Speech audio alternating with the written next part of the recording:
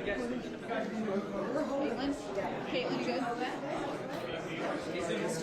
you guys want to stand behind me? Hey, Sergio. Hey guys, we're inside the old Take a stand behind me. Why don't you stand behind me? Stand behind me. I think it's, you want to stand behind? You get here?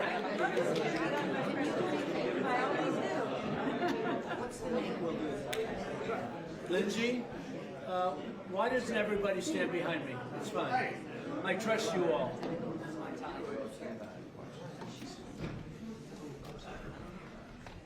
Thank you very much, everybody. Would you like to come behind us? Come on over.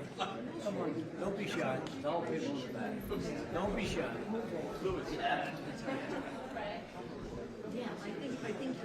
Where's Erica?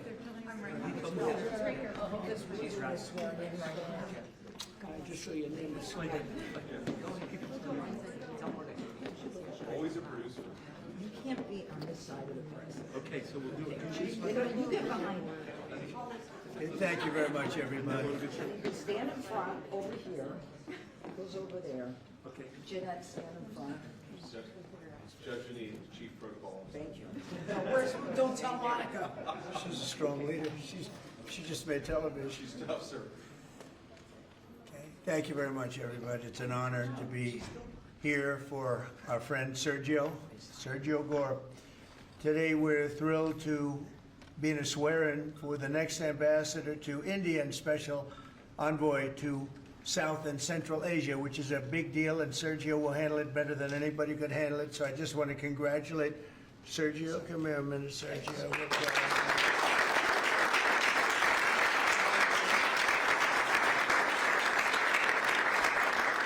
We are honored to be joined this afternoon by our great Vice President, J.D. Vance. Thank you, J.D. Secretary of State, Marco Rubio. Thank you, Marco. Secretary Scott Besson, who's doing a great job. Attorney General Pam Bondi. U.S. Attorney Janine Pirro.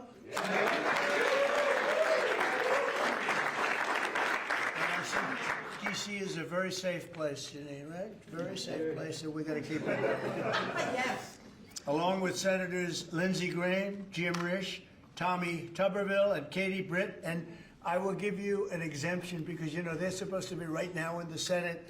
And if you guys want to sneak out, nobody will see you leaving. Do you want to do that, Lindsay, or do you want to stay here? Okay, you sneak out anytime you want. Thank you. We don't want to screw up any votes, do we? Amen. Okay, thank you. Thank you for being here. But we're also very honored to be joined by Mrs. A very special woman who I unfortunately have seen a lot of lately on television for the wrong reasons. A woman who is great, who Charlie said is the greatest of anybody he knew, best friends and best everything, Erica Kirk. So thank you very much.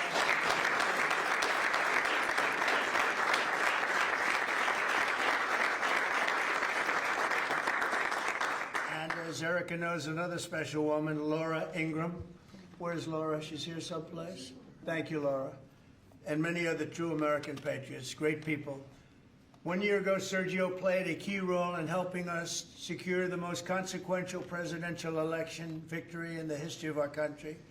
And from the day we won, he immediately began working to staff our new administration with the most talented team of any president. And we have had a great team. A couple of mistakes there, Sergio, but we won't mention that. We got rid of them pretty quick. We found a couple we weren't thrilled with. We got them out of here. But as my director of office and presidential personnel from the early days of transition, Sergio's leadership was essential to fulfilling the historic mandate entrusted to us by the American people. And that's what we've done with the help here at the White House. We set new benchmarks for presidential staffing. Nobody's done it, I think, hopefully better, but certainly quicker. But I don't think anybody's done it better. We have great people. We're surrounded by the people that I really do love and like and respect. but we hired 4,000 appointees across every federal department in record time, including over 1,000 appointments on day one. So before we even got started, we had over 1,000 people working for us. Under Sergio's leadership, federal agencies and departments reached staffing levels of 95%, and it's faster than any administration in modern day history. And prior to his work on behalf of my 2024 campaign, Sergio had tremendous success as an entrepreneur in the publishing world. He even published my book, which went to #1. I was very happy because if it didn't, he wouldn't be here right now. But now I'm trusting Sergio to help strengthen one of our country's most important international relationships, and that's the strategic partnership with the Republic of India. It's a big deal. India is home to one of the world's oldest civilizations, the largest country in the world, actually, and it's got over 1.5 billion people. And we have a fantastic relationship with the Prime Minister, Modi, and Sergio's only enhanced that because he's become already friendly with the Prime Minister, knowing that Sergio is going to be the ambassador they would call constantly to say, let's get to know this man, and they like what they see. So I know you're going to have a great success over there. It's a very important relationship. But it's also the fastest growing middle class, and it's an important economic and strategic security partner in the Indo-Pacific region. It's an amazing country, actually. 1.5 billion people. China has 1.4 billion. Those are two big countries. As ambassador, Sergio will work to fortify our country's bond, promote investments in key U.S. industries and technologies, increase American energy exports, and expand our security cooperation. And you know, we're making a deal with India, a much different deal than we had in the past. So right now they don't love me, but they'll love us again. We're getting a fair deal, just a fair trade deal. We had pretty unfair trade deals. They're very good negotiators, Sergio, so you have to take a look at that, if you would, please. But we're getting close, Scott. I think we're pretty close to doing a deal that's good for everybody, right? In the old days, do you think Biden would ask that question? I don't think so. They'd say, how are we doing with India? He didn't know about India. He didn't know a damn thing. But that's okay. We had him. Likewise, in Sergio's role as special envoy to South and Central Asia, he'll be a key emissary to a very important group of nations at the crossroads between East and West. And last week, I was honored to host the leaders of 5 Central Asian countries here in the White House. And Sergio will be helping with all of that. We had an amazing meeting the other night at the White House, and I'm confident that Sergio will do an outstanding job and make our country and all of his friends very proud. But I'm very proud of Sergio. I've known him for a long time, and he's a great guy. And most people love him. Some people don't like him so much. I'll be honest with you, Sergio. That's it. Some people, when they don't like Sergio, they don't like him. But when they like him more than anybody. But most of them really are the like category. And I just want to say that I think he's going to be an outstanding representative for the United States of America. And it's a big deal. Being the ambassador to India is a big deal. So, Sergio, congratulations. I know you're going to do a fantastic job. Thank you. Really.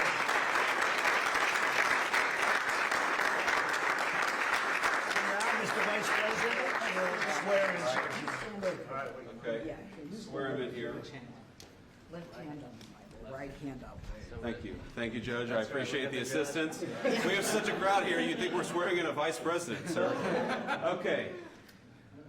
Please repeat after me.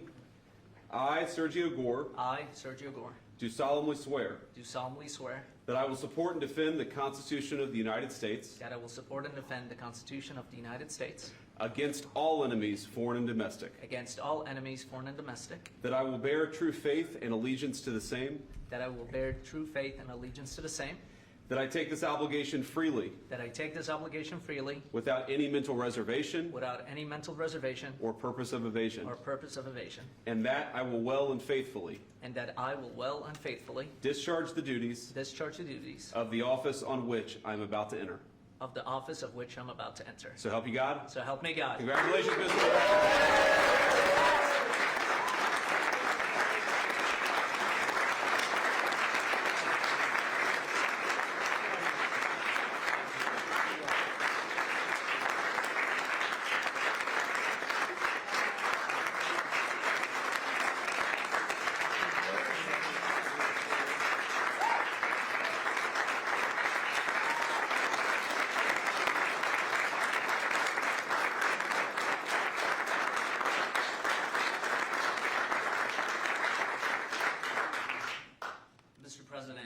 an honor of a lifetime. I want to thank first you, what you have done for this country before you came back in, the trouble that this country was facing. I mean, frankly, we were screwed.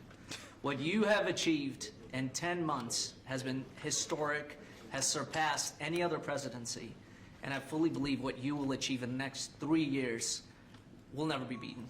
So it has been an honor to serve you. I've been at your side for many years. I will continue to be there.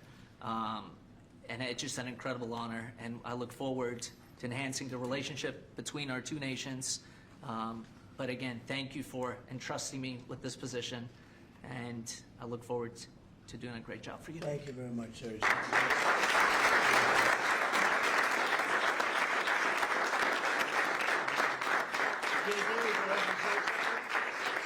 Well, thank you, sir. First of all, congratulations, Sergio. You're going to be a great ambassador, a great representative to the country of India, which the President and I both love. As a lot of you know, Sergio was a critical piece of what made the first 10 months such a great success. Obviously, the President's leadership is the most important thing, but you can't do a whole lot unless you've got good people around you. And Sergio did as much as anybody to ensure that the White House was staffed with the very best people, people who were loyal to the President, loyal to the country, and loyal to the agenda that we're trying to implement. So thank you all for being here. I think it's a great testament to you, Sergio, that you got multiple cabinet secretaries, Erica Kirk, the President of the United States. This crowd would not turn out for just anybody, but it turned out for Sergio Gore. You're going to do a hell of a job, man. Congratulations.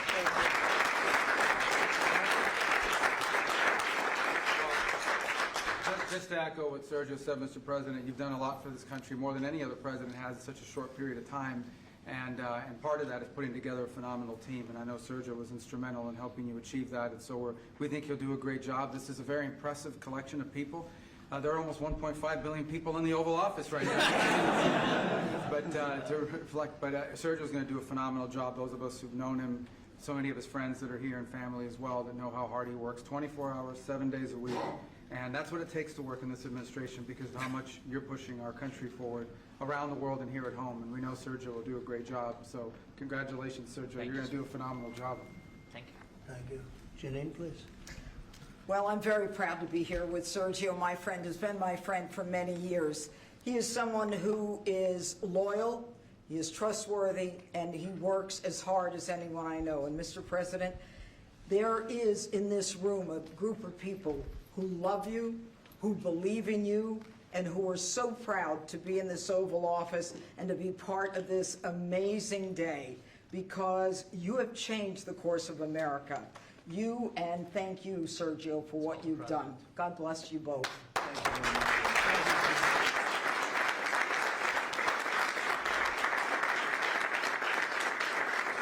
Well, he was also very good friends with a guy named Charlie. We just knew him as Charlie, and his wife, who he loves so much, is here with us. And maybe you know how close they were together. Maybe, Erica, you could say a couple of words, please. I'm honored to, sir.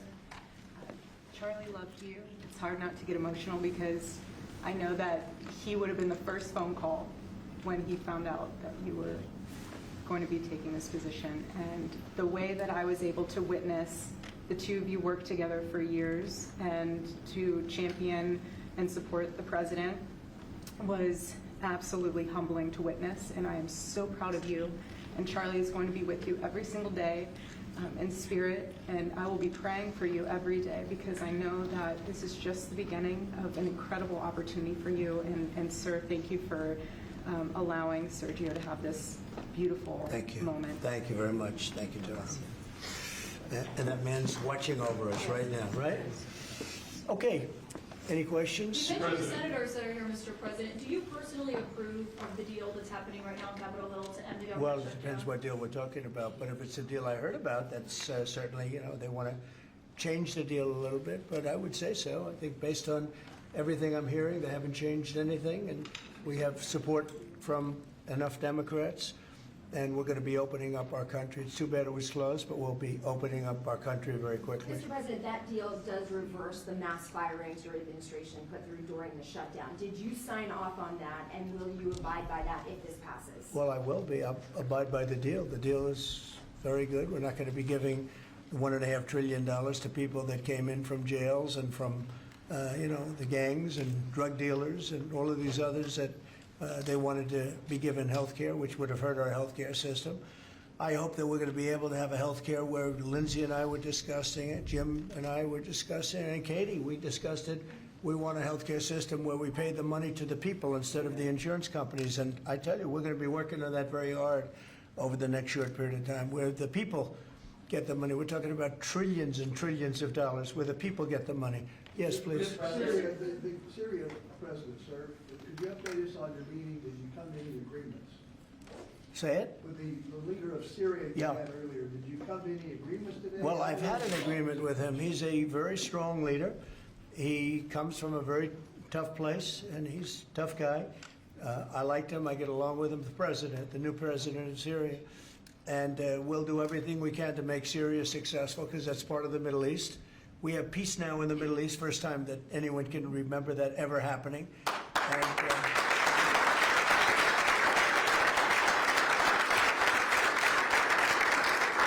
as you know, Syria is a very big part of the Middle East, very important part. If you look back at Syria for years, they had the doctors, the lawyers, they had so many of the great intellects. It's an amazing place with great people, and we want to see Syria be successful along with the rest of the Middle East. So I have confidence that he'll be able to do the job, absolutely. How close are you to a deal on a trade deal with India? Are Right. you willing to consider lowering the current tariff rate? Well, right now, the tariffs are very high on India because of the Russian oil, and they've stopped doing the Russian oil. It's been reduced very substantially. Yeah, we're going to be bringing the tariffs down. on India. What kind of level are we talking about here? I mean, How at close some are you? point, we're going to be bringing them down. Without tariffs, this country would be in such trouble, as they were for many years. That's why we owe $38 trillion. And one of the things we're going to do, we're going to issue a dividend to our middle income people and lower income people of about $2,000.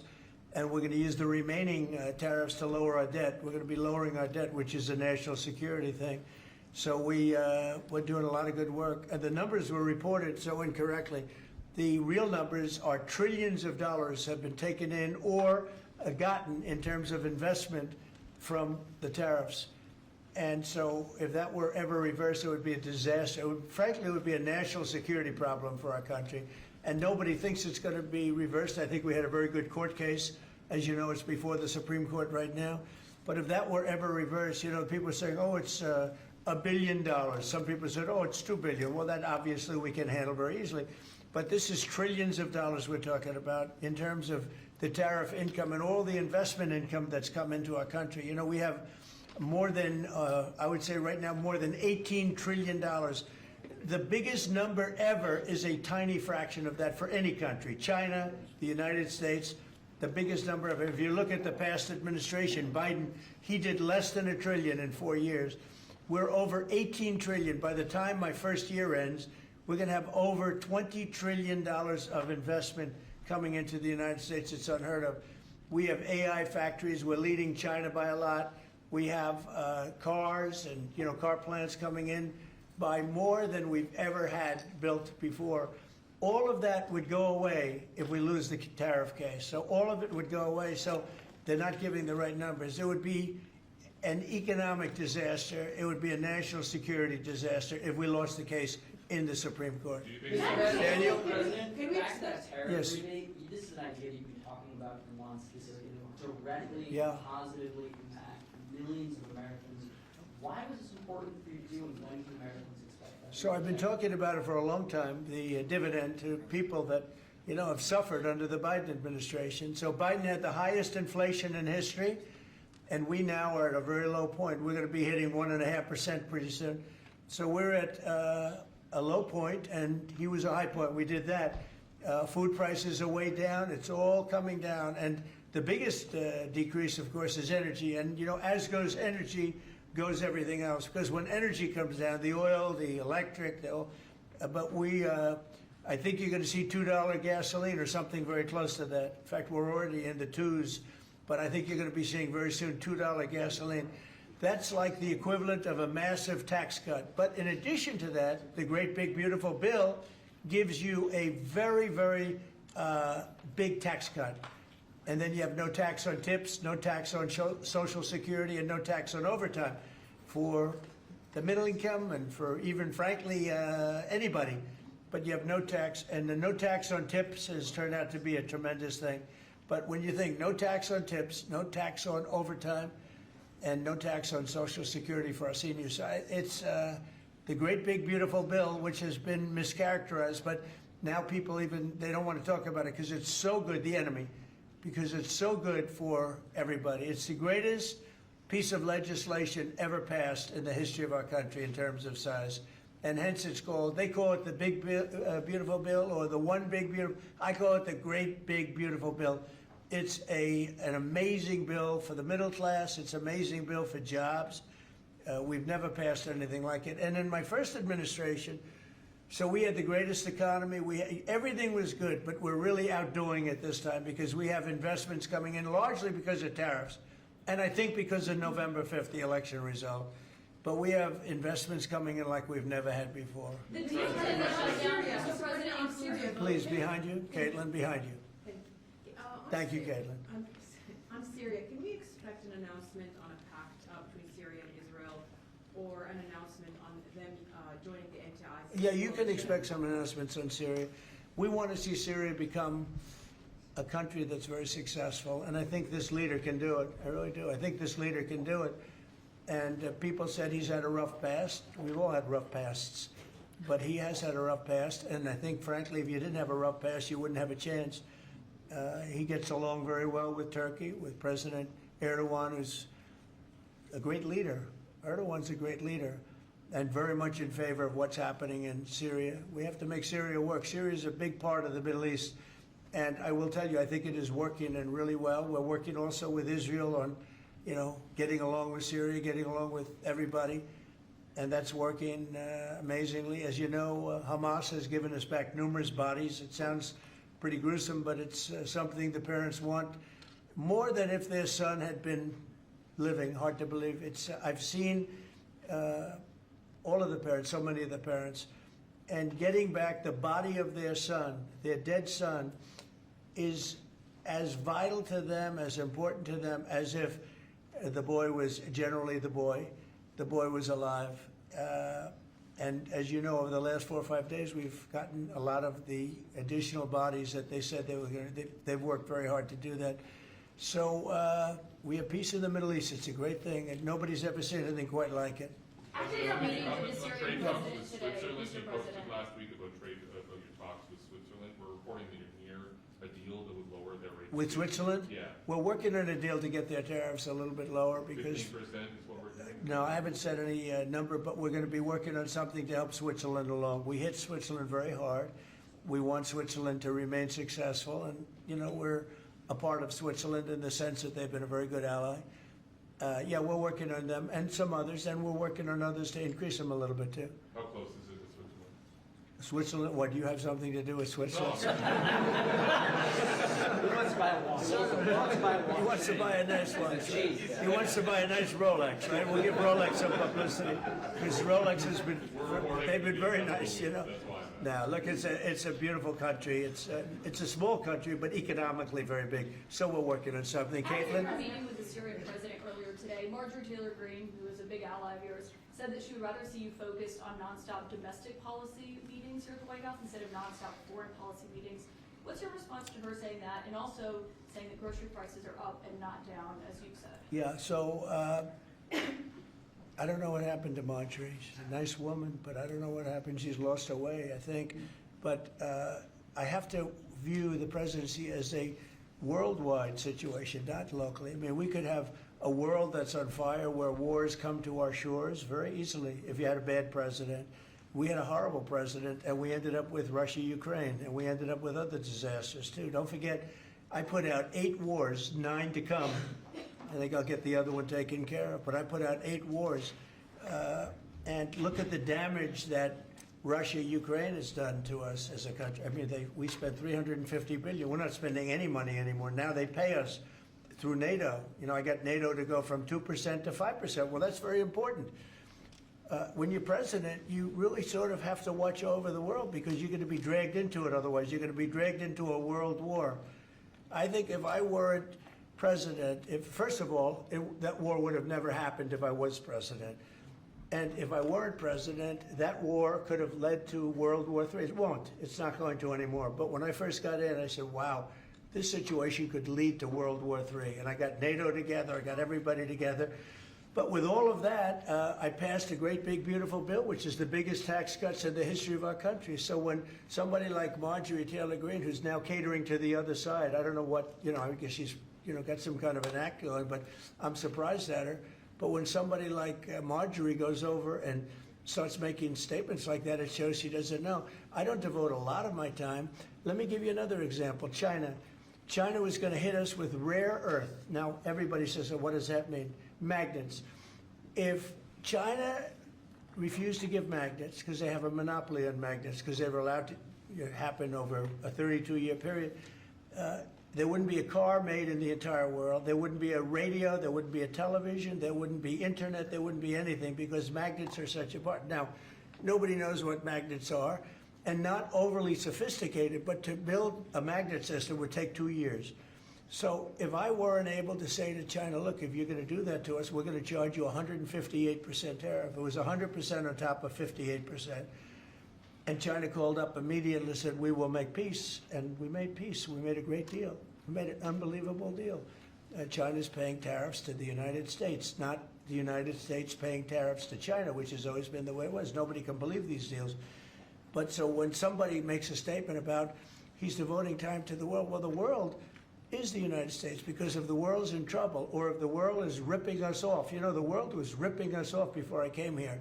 Europe was getting massive tariffs. They were sending us 9-10 million cars a year. We were sending them none. They were not taking our agriculture. We were taking massive amounts of their. It was so unfair. Now we have a deal where $950 billion is coming into the United States because of me and because of tariffs. So if I don't do all these things, our country is doing very poorly. So, it's easy to say, oh, don't worry about the world. But the world is turning out to be our biggest customer. The world was on fire. And we could have been in that fire very easily if you didn't have a president that knew what he was doing. What about can you guarantee to Americans that travel is going to go back to normal once the government... That travel is? Travel, all the air It'll go better than normal. You know why? When the government reopens. Yeah, sure. It'll be much better than normal because we're buying the most sophisticated avionics and, technology for our control towers. And we didn't have that. We had a guy named Buttigieg. Edge, they say is the best way. Just say two edges, like off the edge of a cliff, which is where they were taking us, by the way. Edge was the Secretary of Transportation, and he spent billions of dollars trying to patch together our air traffic control system, which was a conglomeration of all different systems in all different cities. They had hundreds of companies working on it. And they were spending billions of dollars. And when they turned it on, it didn't work. It didn't even work a little bit. That's why you had a helicopter crashing into an airplane, that if we had a great system, bells and whistles would have started going off. So we are now in the process. We're in the final bids of getting the finest system anywhere in the world. I've analyzed it. Sean Duffy has been working really hard on it, doing a fantastic job, by the way. And over the next 2 or 3 weeks, we'll be handing out the finest air traffic control system anywhere in the world. All the towers will be equipped. They were going copper wire into glass wire into other types of wire. And if you knew anything, copper wire doesn't work with glass. Glass doesn't work with other substances. And they spent billions of dollars, and when they turned it on, nothing happened, okay? We're getting the most sophisticated, all brand new. Every control tower will have the same exact system. It'll be the most sophisticated system by far in the world. And what we've done is we've looked around other countries and we've taken the absolute best systems in every different form, because there are different. You have lots of different companies like IBM and Raytheon and a lot of great companies. They're all bidding, and we're going to pick the best one, and it'll get built relatively quickly. And we are going to have the greatest air traffic control system anywhere in the world. Thank you very much, everybody. Thank you. Thank you.